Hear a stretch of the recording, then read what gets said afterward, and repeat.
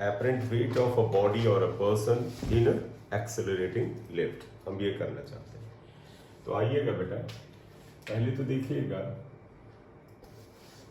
हम यहाँ पर स्यूडो फोर्स की बात कर दें, स्यूडो फोर्स, फिर हम थोड़ा सा इसमें और आगे जाते हैं। स्यूडो फोर्स में देखिएगा बेटा, ये कंसेप्ट वहां पर आएगा जहां पर फ्रेम ऑफ रेफरेंस बदलेगा। यानी अगर आपको पता है कि न्यूटन्स के laws inertial frame of reference पे एप्लीकेबल हैं, non inertial frame of reference में फिर वो लॉज जो होते हैं वो फेल होने लगते हैं। तो वही हम बात करने जा रहे हैं। जैसे हम स्यूडो फोर्स अगर आपको बताएं तो आप मान लीजिएगा कि एक ये लिफ्ट है, लिफ्ट की बजाय आप कोई प्लेटफॉर्म भी मान सकते हैं ये, और अगर इस लिफ्ट को आपने ये स्टेशनरी है, अगर ये लिफ्ट है, इवन हम ये कर लेते हैं, चलो एक्सेलरेशन ए से ऊपर जा रही है, ये ले लेते हैं। तो एक लिफ्ट है, एक्सेलरेशन ए से ऊपर जा रही है। आपको मैंने कहा कि एक स्ट्रिंग है और इसके साथ आपने देखा कि एक मास m हैंग है यहाँ पर, तो स्ट्रिंग है, इसके साथ m मास हैंग। अगर मैं ऑर्डिनरी वे में आपसे पूछूं तो कि what is the tension in string, string में टेंशन क्या है, तो देखिएगा दो अलग अलग लोगों का ऑब्जर्वेशन अलग अलग आने वाला है। देखो, अगर एक पर्सन आउटसाइड द लिफ्ट है और ये रेस्ट में है, ये खुद रुका हुआ है और जमीन पे है, ऑन ग्राउंड, ये ए पर्सन है, ये क्या बताएगा? मैं इससे कहूंगी कि भाई ये this lift is accelerating upward, ये लिफ्ट ऊपर की ओर जा रही है, तो बताओ स्ट्रिंग में तनाव क्या होगा। तो ये अपनी बात ऐसे रखेगा, ये खुद रेस्ट में है यानी ग्राउंड पे है, इनर्शियल फ्रेम में है यानी इनर्शियल फ्रेम में है, इनर्शियल फ्रेम ऑफ रेफरेंस में है, राइट। अब ये क्या कहेगा? ये कहेगा इस बॉडी का मास m है, इसका वेट mg नीचे लगेगा, स्ट्रिंग में टेंशन T ऊपर की ओर लगेगा, और ये पूरी लिफ्ट, और देखो बेटा ये पूरा का पूरा लिफ्ट और ये बॉडी साथ ही साथ ऊपर जा रही है, इसका मतलब इस एंटायर सिस्टम पर एक्सेलरेशन ये लगेगा। तो अकॉर्डिंग टू पर्सन, देखो अकॉर्डिंग टू पर्सन ए जो इनर्शियल फ्रेम में है, इनर्शियल फ्रेम में है, ये क्या कहता है? ये कहता है कि एक्सेलरेशन की डायरेक्शन में नेट फोर्स क्या है, तो ये बोलेगा net upward force, net upward force. ये क्या बोलेगा? देखो इसके अकॉर्डिंग ये बॉडी, ये पूरा सिस्टम ऊपर एक्सेलरेशन इसे जा रहा है, तो इसके अकॉर्डिंग इस सिस्टम पर नेट अपवर्ड फोर्स क्या होगा? T minus mg, T minus mg। लेकिन ये भी आपको पता है न्यूटन का सेकेंड लॉ इनर्शियल फ्रेम में लग सकता है, तो ये कहेगा force equal to ma, therefore T minus mg should be equal to ma। तो पर्सन ए के अकॉर्डिंग टेंशन जो है स्ट्रिंग पर mg प्लस ma, तो according to person A tension on this string is mg plus ma, यानी इसके ऊपर तनाव इसके वेट mg से थोड़ा ज्यादा है, mg प्लस ma है। लेकिन अगर मैं एक पर्सन को इस लिफ्ट के अंदर ही रखता हूं कि भाई तुम ऑब्जर्व करो ये पर्सन बी, तो यहां पर आगे अगर हम जाएं, लिखो अकॉर्डिंग टू पर्सन बी, और ध्यान रखना बी पर्सन उसी लिफ्ट में है जो खुद एक्सेलरेट हो रही है। इसका मतलब आप कहोगे कि now person B is in accelerated यानी non inertial frame of reference. तो ये किसमें है? In non inertial frame of reference, ये इसमें बैठा हुआ है। इसका ऑब्जर्वेशन अलग है। देखिएगा पर्सन बी क्या कहता है? पर्सन बी कहता है कि भाई मैं लिफ्ट में हूं, मेरे रेस्पेक्ट में ये मास रुका हुआ है। तो देखो इसके अकॉर्डिंग, जैसे यही कमरा लिफ्ट मान ले, एक मास ये हैंग है अगर ऊपर से, तो मैं कहूंगा भाई मेरे रेस्पेक्ट में ये मास यहां पर रुका हुआ है। तो according to this person this mass is stationary, तो ये स्टेशनरी मास है, और अगर स्टेशनरी है इसका मतलब इक्विलिब्रियम में है, तो ये कहेगा कि इसके ऊपर लगने वाला फोर्स नीचे की ओर है। तो ये क्या कहेगा? According to person who is in the inertial non inertial frame of reference, ये क्या कहेगा कि T जो अपवर्ड फोर्स है माइनस mg ये होगा, that should be equal to m into 0। इसके हिसाब से ये बॉडी रुकी हुई है, इसलिए इसका एक्सेलरेशन क्या है? 0 है, यानी ये रुका हुआ है। तो ये पोर्शन क्या कहेगा कि मुझे स्ट्रिंग पे टेंशन क्या नजर आ जाता है, ये कहेगा T minus M G equal to 0, इसका मतलब T equal to M G आ जाएगा। तो according to the person B who is inside the lift is accelerating, इसका मतलब he is also accelerating, he is in non-inertial frame of reference। इसका निर्णय है कि टेंशन mg होगा। एक घटना है, उसके अंदर दो डिफरेंट लोगों का ऑब्जर्वेशन डिफरेंट है। एक कहता है जो कि रुके हुए फ्रेम में है, इनर्शियल फ्रेम में, इसके ऊपर तनाव ये है, और यहां पे ये कहता है कि तनाव mg के बराबर है। कोई एक सही होगा, दोनों तो सही नहीं हो सकते, क्योंकि सिचुएशन इज वन, ऑब्जर्वेशन करने वाले दो लोग हैं, दोनों का ऑब्जर्वेशन अलग अलग है।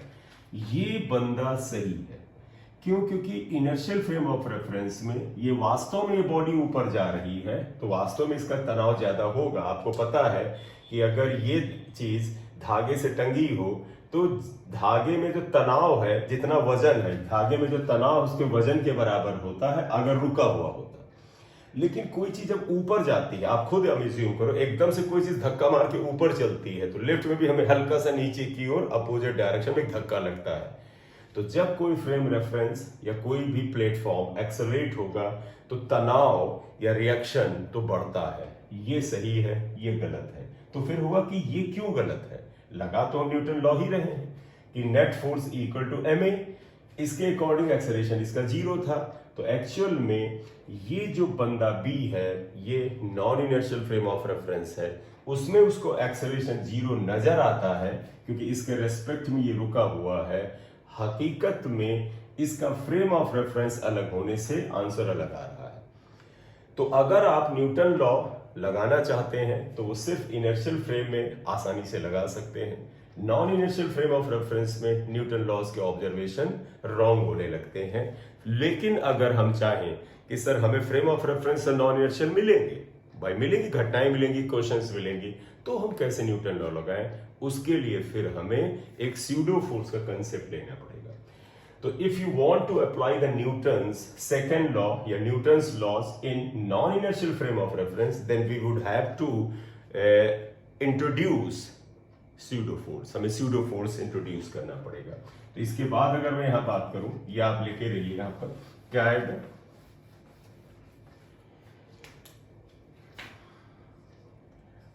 Both answers are different. मैं ये क्यों लिख रहा हूं? क्योंकि आंसर 2 और जो 1 था, बोथ आंसर्स आर डिफरेंट, दोनों अलग हैं, because Newton's laws are not applicable in non-inertial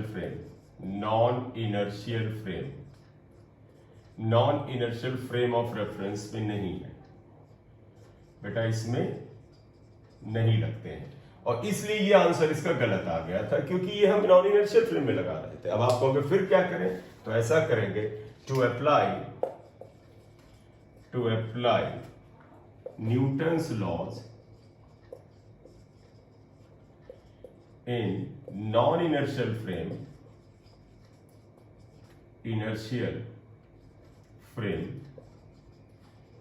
of reference,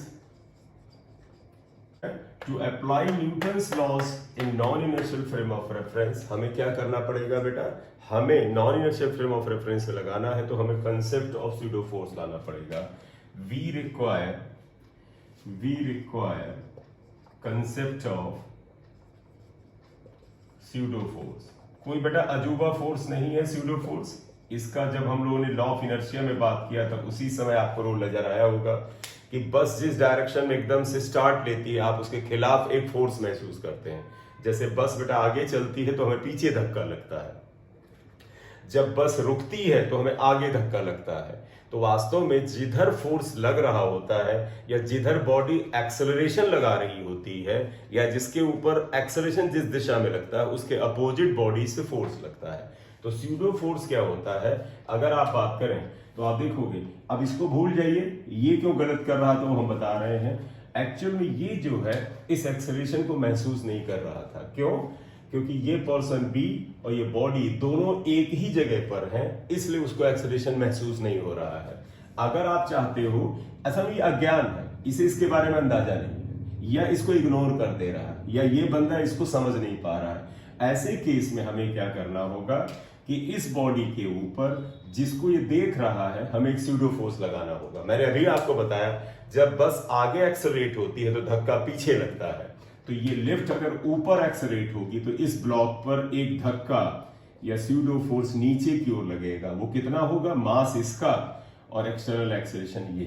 तो जब आप इस स्यूडो फोर्स की एंट्री एक्सेलरेशन की डायरेक्शन के अपोजिट आप लगा देंगे तब आपको ये बंदा रियल नजर आएगा। तो स्यूडो फोर्स, और जो कि यहाँ केस में क्या है, Fp इक्वल टू ma के बराबर है। अब आप देखो इसके अकॉर्डिंग ये रुका हुआ है, अगर रुका हुआ है तो वेट mg लग रहा है, टेंशन T लग रहा है, ये भी लगेगा। तो now for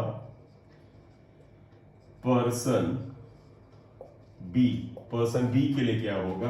upward force should be equal to downward force, ये आएगा, तो ये आ जाएगा mg प्लस ma आ जाएगा। और अब जो अंदर वाला बंदा था जिसका ऑब्जर्वेशन पहले रॉन्ग आ रहा था वो सही आने लगेगा। तो हमारा मतलब है कि कोई बंदा अगर रुके हुए इनर्शियल फ्रेम ऑफ रेफरेंस से चीजों को देख रहा है, आप न्यूटन लॉ बिल्कुल नॉर्मल तरीके से लगाइए, लेकिन कोई पर्सन अगर उस जगह से घटना को देख रहा है जो खुद एक्सेलरेट हो रहा है, तो आपको स्यूडो फोर्स को इंट्रोड्यूस करने के बाद न्यूटन लॉ लगाना पड़ेगा, राइट? तो ये स्यूडो फोर्स का कंसेप्ट आया जो कि इंपॉर्टेंट है। क्लियर? चलिए अब हम इसका इस्तेमाल एक करना चाहते हैं, वो देखिएगा क्या होगा।